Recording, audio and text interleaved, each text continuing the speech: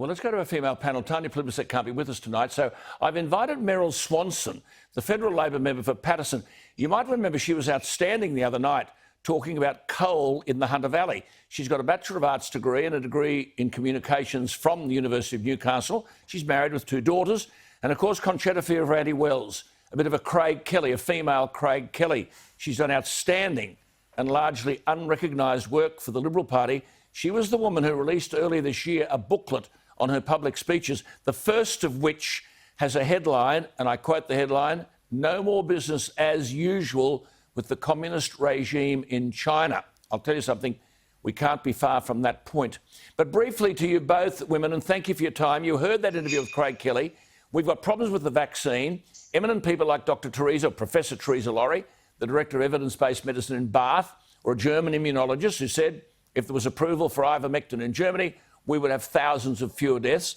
Meryl, Professor Robert Clancy from your alma mater in Newcastle has been saying on the matter of ivermectin that Craig Kelly's been right and it's effective in the early treatment of the disease.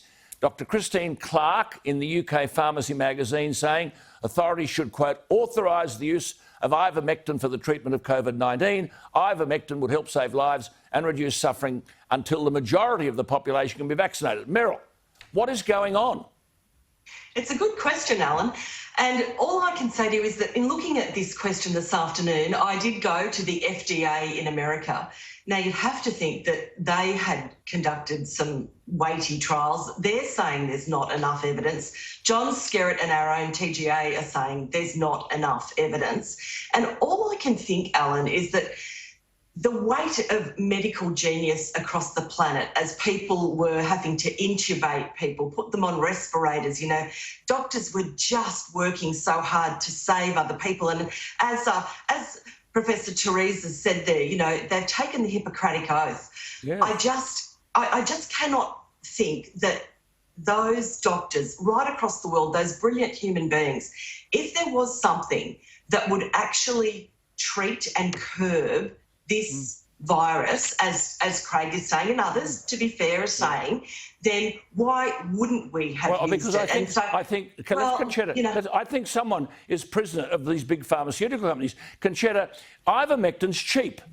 A government's doing the bidding of the big pharmaceutical companies. I mean, allow ivermectin and they don't make a big quid. Alan, we've had this discussion before and I think I've made it very, very clear. This is a very critical area and the views, whether it's of Dr Laurie, of Professor Clancy, of Dr Clark, are very important in this space. And contestability, whether it's in medicine, in science, in climate, in politics, is very important. And all these views should be on the table. Definitely. I would have thought that the efficacy of ivermectin or any other possibility would have been considered.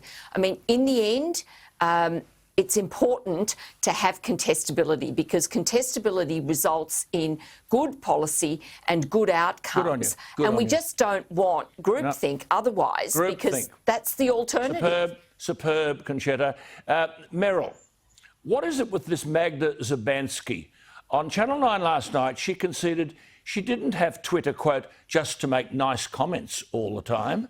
Now, we know Twitter's a sewer, but this is a platform which spews out bile. So this woman thinks that it's OK towards women on the conservative side of politics. How does this help anyone, Meryl? Well, it's interesting, Alan. And look, I know that you are a big fan, as I am, of freedom of speech. But I have to say, I was a bit flummoxed by this whole Magda tweet because it was a photograph. Now, it was a photograph of our Prime Minister writing in a condolence book in relation to the passing of Prince Philip, being looked at by his wife. I just sort of didn't really make the creepy, nasty association that Magda did.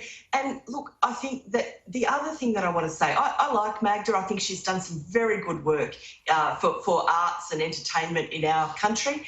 But I think that people's families, particularly, the Prime Ministers. Look, I put up my hand to have my name on a ballot paper, but Our families don't, you know. That's it. So Good on I think you. we've just got to have a Good little on bit you. of, you know, You're refreshing. Well done. Conchetta, I mean, this woman attacks the brilliant Amanda Stoker. This is a woman from very humble backgrounds in Western Sydney. She's carved out a distinguished academic career, a legal career, now a political career, and then she's a victim of this woman's bile, and then, as Meryl has said, Jenny Morrison as well. Should these platforms be allowed to say whatever they want, to defame and demonise people, Conchetta? No, they shouldn't. And it's time that social media users are just as accountable as those that use the print media. Correct. Now, of course, Amanda now is in the Attorney General's portfolio as the Assistant Minister, and so I'm really hopeful that she'll now take this forward. But as I've said over quite a number of years, and when I've been looking at the question of international troll users, until the social media companies are prepared to introduce identification of social media users, we will continue to see, as to use your words, you know, the social media platforms being used as a sewer. Absolutely. Meryl, I tell you what, to our viewers out there, we found a new star here tonight. This is a woman you hadn't heard of until we talked about coal the other night.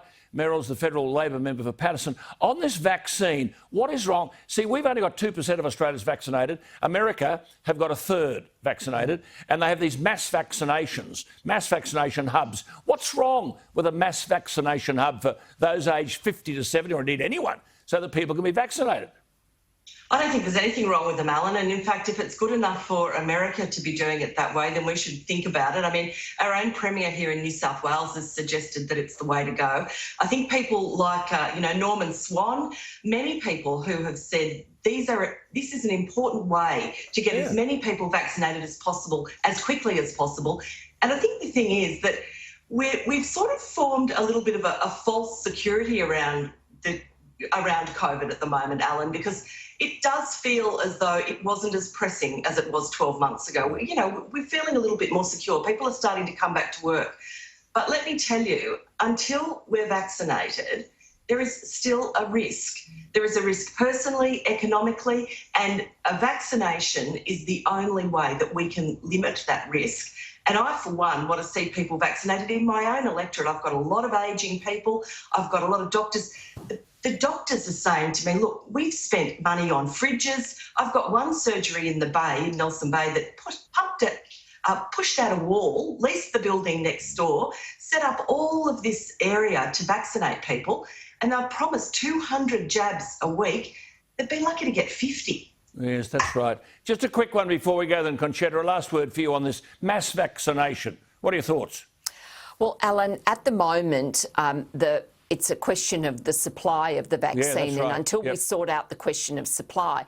But as we move to roll out the vaccine to the whole population, then I think we're going to have to think laterally, and we're going to have to look at other options in relation to distribution. Ivermectin's one of them. But we've got to get our freedom back, Conchetta. We've got to get our freedoms back. God, how long is this going to go on? Absolutely. Look, I have to tell you, I don't have a problem with international vaccine passports, but I certainly have reservations in relation to domestic vaccine passports, and I think that the Australian public will see this a greater infringement of their freedoms. The notion you can't catch a plane unless you prove you've been vaccinated. We've got to go.